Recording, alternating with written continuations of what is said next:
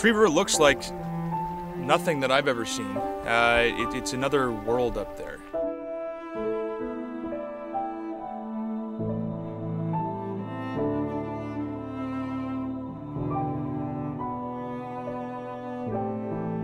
The river itself is unbelievable when it comes to, just gradient. Incredible drop in the 6 miles of water that we have to work with. Ends up resulting in Class 3, Class 4 whitewater.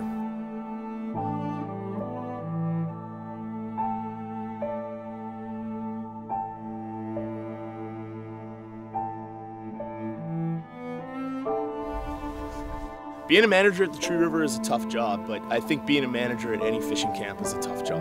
And it made me realize the commitment that one has to make if they're willing to say, the heck with this life, I'm gonna go live off the land. And it's it's a great idea, but it's difficult.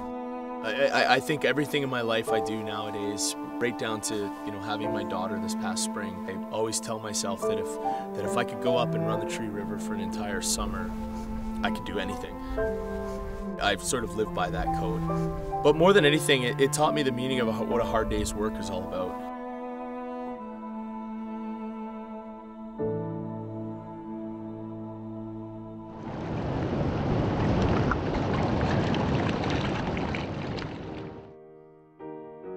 The char are really unique.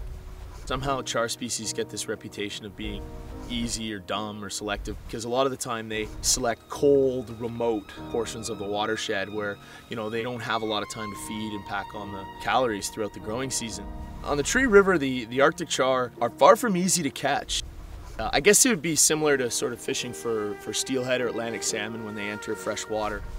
The only difference is Arctic char don't have that long storied culture and history surrounding the pursuit the way Atlantic salmon and steelhead do. So it becomes this empty canvas, like where do you begin? I've talked to guides throughout the Arctic char's range, and it'll amaze you the different scenarios and the different settings with which they're able to catch these fish. It's so varied. There's sort of a school of thought that you have to get the fly right down in front of their face. That's quite valid to a certain extent, but I like the idea of swinging that fly through a pool and trying to convince the fish to move to the fly. It's not necessarily the most effective way. For me, it's the most exciting way. You've got a great big deep run and letting that cast sweep through the entire run, and it's like pulling a needle from a haystack.